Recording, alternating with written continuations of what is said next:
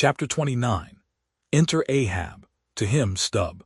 Some days elapsed, and ice and icebergs all astern, the Pequod now went rolling through the bright Quito spring, which at sea almost perpetually reigns on the threshold of the eternal August of the tropic. The warmly cool, clear, ringing, perfumed, overflowing, redundant days were as crystal goblets of Persian sherbet, heaped up, flaked up with rose-water snow. The starred and stately nights seemed haughty dames in jeweled velvets, nursing at home in lonely pride the memory of their absent conquering earls, the golden-helmeted sons. For sleeping man, 'twas hard to choose between such winsome days and such seducing nights. But all the witcheries of that unwaning weather did not merely lend new spells and potencies to the outward world. Inward they turned upon the soul, especially when the still mild hours of eve came on. Then memory shot her crystals as the clear ice most forms of noiseless twilights. And all these subtle agencies, more and more they wrought on Ahab's texture. Old age is always wakeful, as if, the longer linked with life, the less man has to do with aught that looks like death.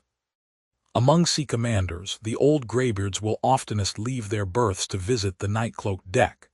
It was so with Ahab, only that now, of late, he seemed so much to live in the open air that, truly speaking, his visits were more to the cabin than from the cabin to the planks. "It feels like going down into one's tomb," he would mutter to himself, "for an old captain like me to be descending this narrow scuttle to go to my grave-dug berth."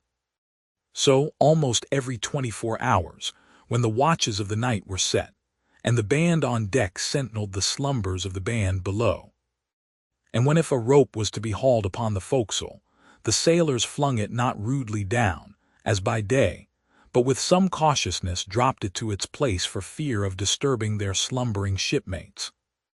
When this sort of steady quietude would begin to prevail, habitually, the silent steersman would watch the cabin scuttle, and ere long the old man would emerge, gripping at the iron banister, to help his crippled way.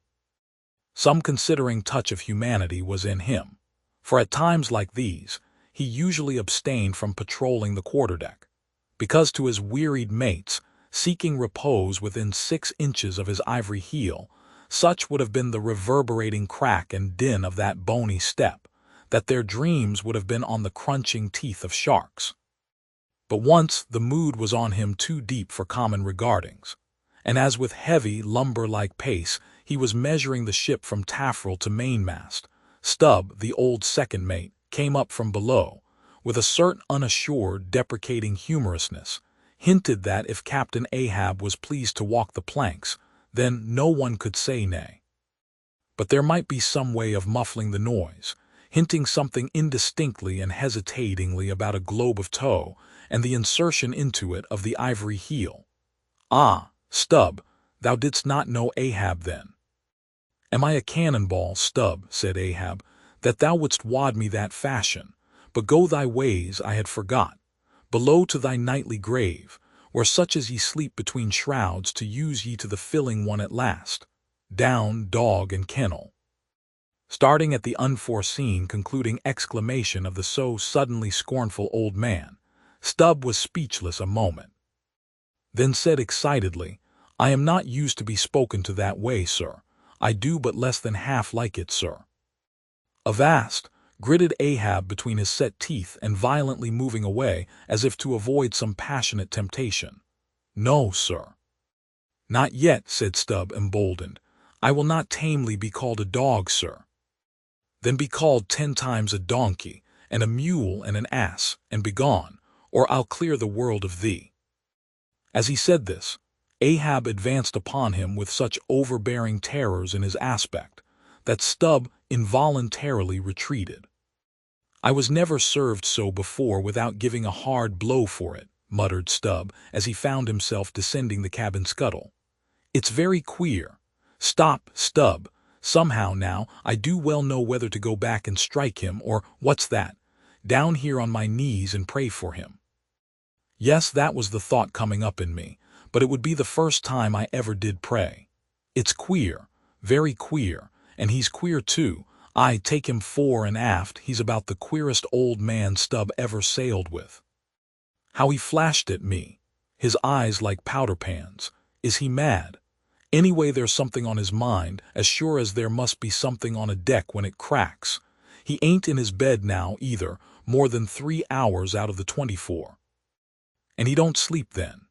Didn't that doughboy, the steward, tell me that of a morning he always finds the old man's hammock clothes all rumpled and tumbled, and the sheets down at the foot, and the coverlid almost tied into knots, and the pillow a sort of frightful hot, as though a baked brick had been on it. A hot old man. I guess he's got what some folks ashore call a conscience. It's a kind of tick-dolly-row, they say, worse nor a toothache.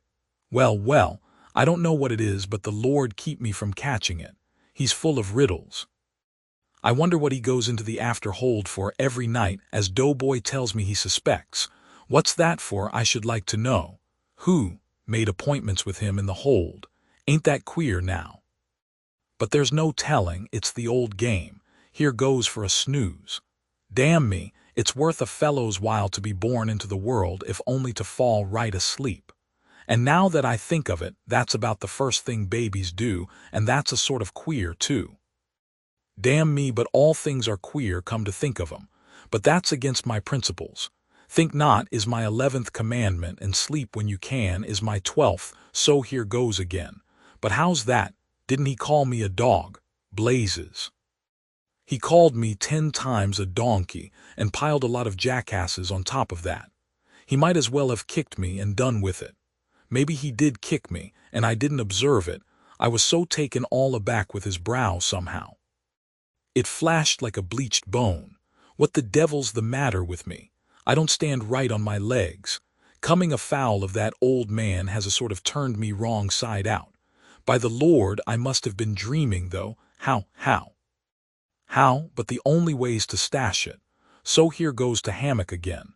And in the morning, I'll see how this plaguey juggling thinks over by daylight.